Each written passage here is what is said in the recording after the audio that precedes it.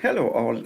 As I said, these days pensions are not, widely used as what it was used many years ago. Because around, let's say, many years ago, we didn't have 401k. That's why what the employers were doing, they were, providing pension plans for their employees. Means that 2% of their final salary for each year of service. Therefore, they put 2%, money aside, just like 401k that puts aside. And then if you work 30 years, your final salary was $50,000. Your pension was $30,000, 30,000 per year. And, therefore, it adds up just similar. It added up just similar to how 401k worked. And of course, it seems that for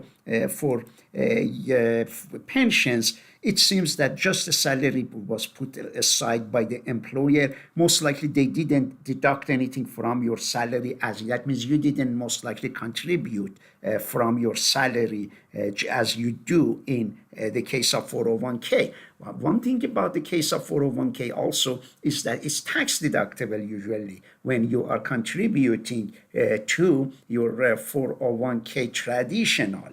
Therefore, there are differences between pensions, but many of you receive 401k. One of the biggest mistakes the students make is that sometimes employers provide 401k. They say they want to match it, but the student says, "Oh, we don't want it." That means when you don't want to use that match, it's out of your pocket. That's a free money they want to give you. Therefore, those are something you want to know for sure. And then the amount added to plan, perhaps 10% of the salary, and it adds up. And these are again talking about pension plans and what the employers do. As I said, these pension plans are not as popular as what they were several years ago. Now, if we go to more popular plans, let's see, funded by the employers and may be invested in portfolio of securities, which definitely you want, you don't want to earn 2%, 3%, or you want much more than that. And these are types of supplements, supplemental plans, thrift and saving plans that the employers put, and employers' contribution is tax deferred. Employees' contribution is included taxable income, similar to Roth account. Please note that Roth is not just for IRA. Roth can be for 401k, and therefore we will talk more about them in more details. And here are three types of supplemental plans. Many of you have heard of 401k, and that is something that you heard that the employer will match. Let's see where I lost it. It was right in here, I believe. Let's see if it was here, types of thrift, and it was here it is, 401k. And there are, well, let's say this 401k has a limit of around, you see that it is around $23,000. What it means is that your employer would say that they deduct around $3,000 annually from your salary. They match $3,000, which means you will have $6,000. That's something you don't want to miss, definitely. Sometimes it is required. That means you don't have any way of saying no, which is great that they don't give you that option to say no, because they want to give you $3,000 of free money. Why shouldn't you get it? Therefore, they deduct $3,000 from you. They put $3,000. Why should you contribute $20,000 more?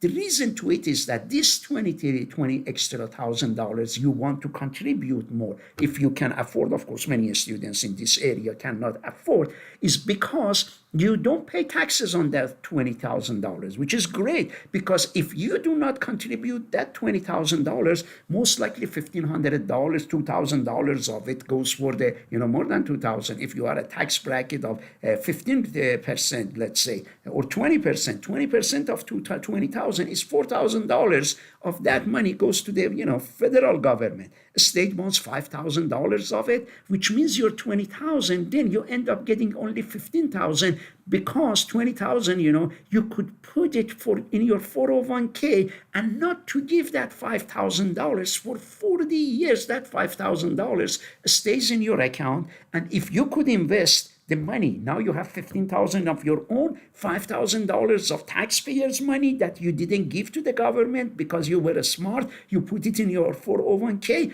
Now that 5,000 for 40 years is going to give you, think about it, interest, or think about it as putting you invested in stocks and you get 10% return on it. That's a huge amount of return you are getting. Therefore, smart people try to put as much as possible to 401k. Some people who have a high salary, let's say someone has $60,000 to invest, then 401k doesn't allow more than 23,000. However, there are supplemental plan. I keep losing this. However, supplemental plan like 403b, allows you to put another $20,000, $30,000, $23,000. 457 allows you to put. Therefore, think about it: $20,000 you can put here, $20,000 you can put here, and 20,000. Of course, you might say, "Oh, you don't have this much salary to put." That's okay, but some people, try to put. Let's say if $3,000 the government puts in here, although they have extra money and they can put maybe more than $3,000, $4,000, they prefer supposed to ask their employer to contribute to this one, that extra 1,000. Each one of these has some types of contracts. Let's say, suppose on this one, if you run out of money, for example, or maybe it is this one, maybe you might be able to sell it, if you are, under certain conditions. On this one, you might not. Therefore, each one of these has certain, benefits. This might be for employees who work for the state government. This might be for employees who work for nonprofits, but you are already familiar. You have heard about 401. Smart people try to take the most, out of this, and the more important than this, IRA. IRA is separate from this. That is something that you open yourself. This one done through, mainly through your employer. And as you see, if for 2004, maximum amount, is certain, 23,000, then each year they increase that. Now we go in here and types of supplemental plan, and they are tax deferred, after tax fund, and you have to be 59 and a half to withdraw the funds. But if you withdraw earlier, then you will be charged 10% penalty. And if they were tax deferred, you didn't pay taxes at the beginning, of course, when you sell them, you take your money out, you have to pay taxes. And therefore, Roth plans, you pay taxes first. It comes after. You always pay taxes. You have extra cash, you put it on Roth plans. And if the employers does it, it automatically, you will end up paying taxes. But the good thing is that at the end, you won't pay any taxes, which is great. Let's say if you have $10,000 invested, and on that $10,000, you pay taxes on them, maybe $2,000 taxes. You invest that $10,000, and I can go to the calculator and calculates it, and suddenly it becomes, let's hope, $1 million. Then when you become, 64, 68, when you withdraw that $1 million, you don't pay any taxes. That's the benefit of Roth. Therefore, then we come here. Advantage depends on tax rate. Tax rate is very important. Hopefully, we will get a chance to talk about tax rates as well. We come here, and here is types of supplemental. If you have your own small business, then you can open an retirement account and then put 25, because it's not now the employer. You are not working for anyone. You are working for yourself. The government allows you to have some kind of account called SEP plans, SEP. And then, on income, 56,000, I think every year you can put up to $56,000 money in retirement account, which is a very smart. You if you are making, let's say, $200,000, if I have that much money, definitely I am going to put $65,000 of it in my retirement account. I won't be able to withdraw. If I withdraw the money early, I will pay taxes if they are not Roth, and they will charge me 10% penalty. But when I get to 59 and a half, I can withdraw. Actually, there is a rule also. If you are 55, you can withdraw, but not all of them. You can withdraw partially, every year, certain amount. But those are plans that, if you want to know more about them, you may, check with ChatGPT, or, those are the details of, but, the general concept in here. When we come here, supplemental plan, Roth, Roth doesn't allow the people who have $153,000, those who have $153,000 and more, usually they are not, they can't invest in Roth, they can invest in traditional. And then contribution is, limited. In 2003, you only could contribute to $6,500 if you open Roth IRA or traditional IRA.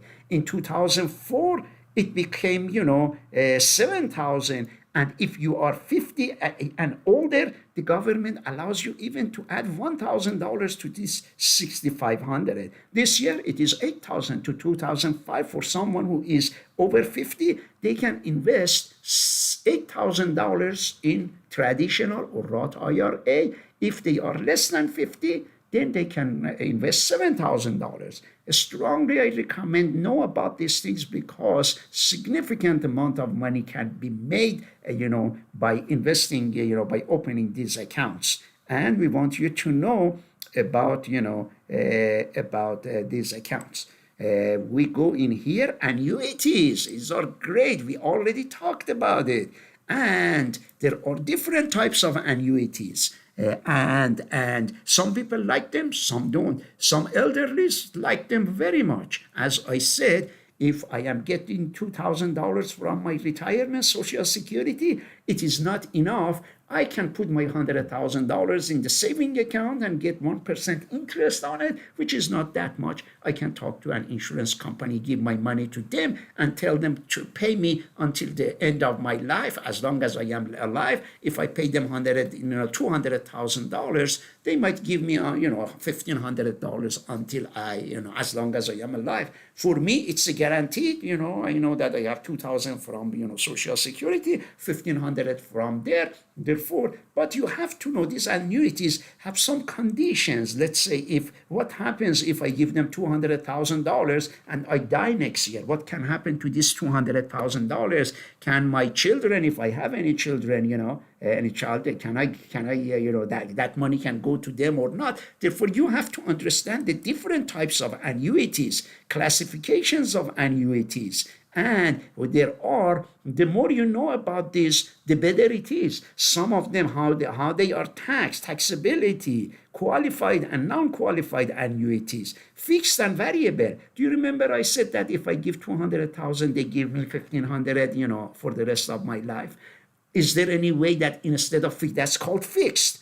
Is there any way they can give me variable? Yes, variable is that they tie it, let's say, to the stock market. For example, anytime the stock market goes up, instead of, let's say, $2,000 a month, they give me $3,000. Anytime the stock market drops, instead of $2,000, they give me $1,000. Therefore, it fluctuates. And if I am a risk averse, I will go with fixed. But if I am the person who wants to take some risk as well, I say, okay, give me variable. That way, I can make more money while I am retired. Therefore, fixed is good, variable is good also. Therefore, it all depends on what you are looking for.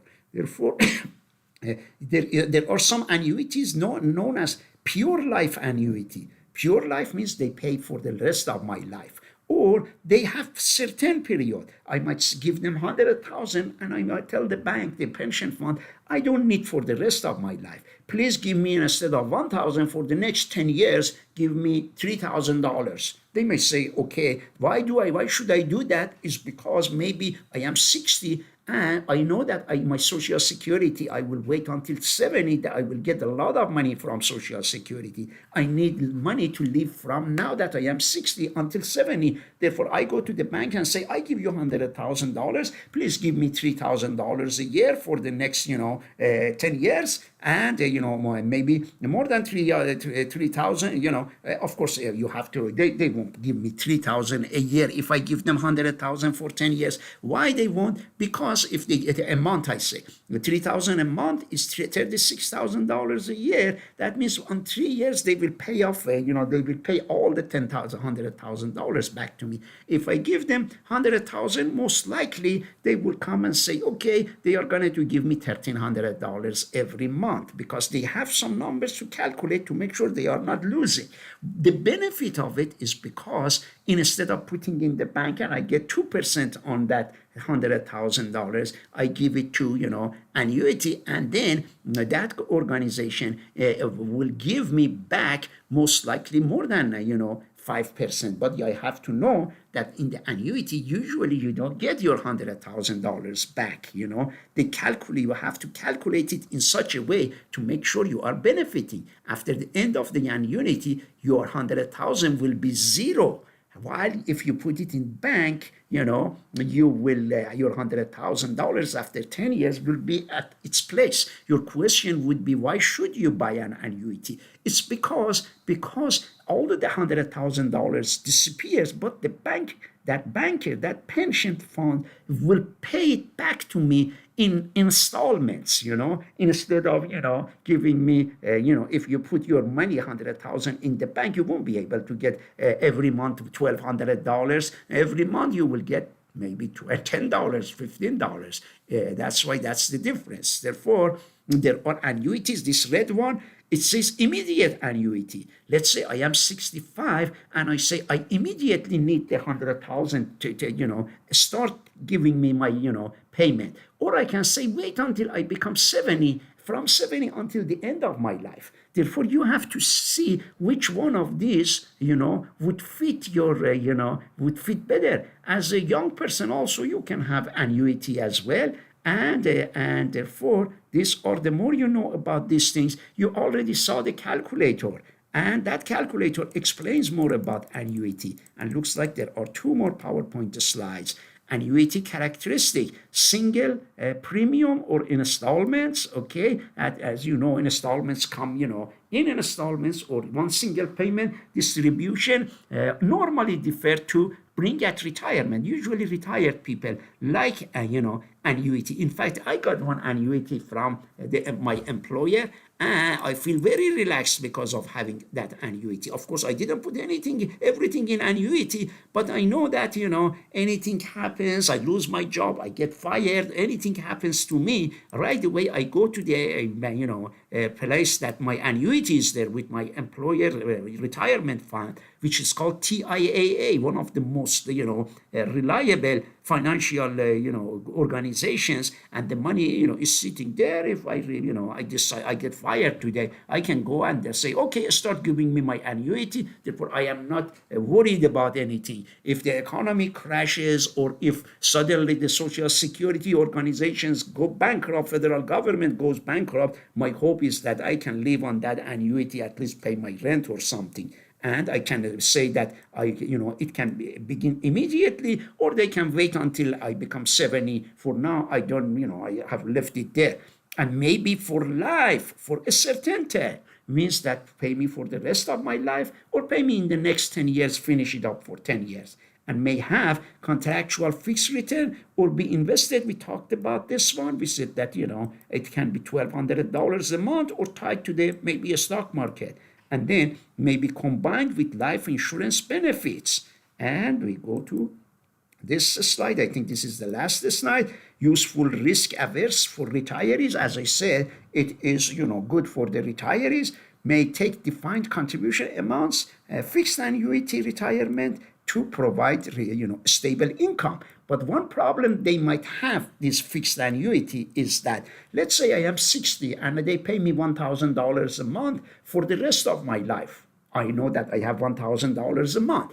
But one thing we have to know about these fixed annuities is that it stays at 1,000.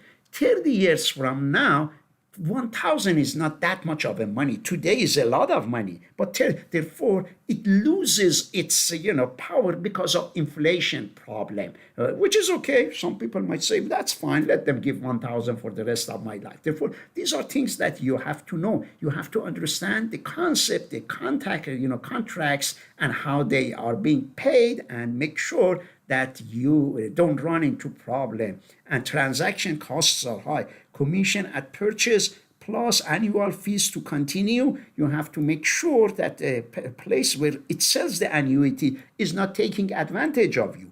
Therefore, you have to know about, maybe you ask a financial advisor to look at that annuity to give you an advice. The one that I have, TIAA, is a very good organization. It is for educators, employees of colleges, employees of high schools, I think have TIAA. And that's one of the good organizations, and it is a non-profit. It is aimed to help non-profit organizations like colleges, state colleges, maybe churches, maybe non-profit hospitals, all have account with TIAA. Some of you who are working, for organizations like colleges, private college, public colleges, have a account with TIAA, but many of you have your money. If you are working for employers, your 401k is most likely is in a very solid organizations. Employers are careful not to put your money in some crazy banks or organizations that you lose your money. One thing I want you to know is that when you quit your job, you change your job, usually you are allowed to take the money from the 401k of the previous organization, move it to your new organization, or open a rollover account, let's say a rollover IRA. You roll it over, you open a bank account, account with a brokerage like Charles Schwab, Fidelity, Vanguard, and then you can roll over your 401k to Roth IRA or traditional. If you roll it over to a Roth IRA and the account, the 401k was not a Roth, you end up paying taxes. But if you roll it over to the traditional IRA, you don't pay any taxes. These are important. I have seen employees leave their jobs. They don't know how much money they have in your previous 401k. They don't know where it is sitting. They don't even forget about it. Just have it in mind that, to chase the money when you leave your job, make sure you have not left any money behind, because you want to know how much money you have, where it is sitting, what's going to happen with it, and how you can reinvest it, whether you can bring it back to the new, employers 401k if you have any. Therefore, these are important issues to know about.